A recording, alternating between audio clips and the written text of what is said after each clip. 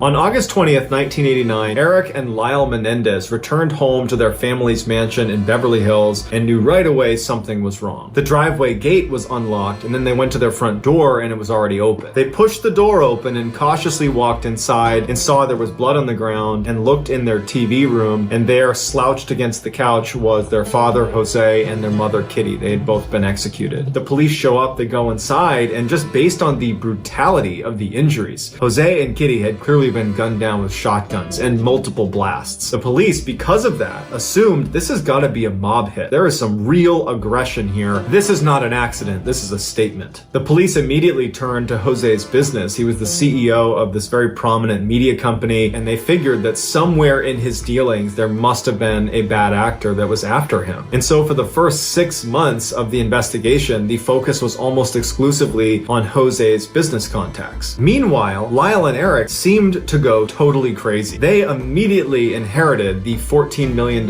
family estate, and there was this huge cash payout right up front. And so the two of them go on this insane spending spree. During their parents' funeral, Lyle was overheard talking about how he can't wait to go to the US Open, and look, I just bought a new Rolex. His mind was not on the fact that his parents had just been savagely murdered. It was on, what fun thing am I going to do with my money next? The brothers were also going to therapy sessions, and during one particular closed-door session, Eric would tell his therapist that me and my brother actually killed our parents. Eric clearly believed that he was able to talk to a therapist about anything and nothing would escape this room, that it was totally confidential. But what Eric wasn't planning for is the therapist's assistant was outside the doors walking by and overheard Eric say it. And she would tell the police would confront Eric as well as Lyle, and very quickly Eric and Lyle would confess. During their confession, they told investigators on August 20th, the two brothers retrieved their shotguns while the parents are sitting in the TV room, and they walk in and fire 15 shots into their parents, obliterating them. Afterwards, the brothers would ditch their shotguns and bloody clothes, and they would go to the movie theater and they would watch Batman.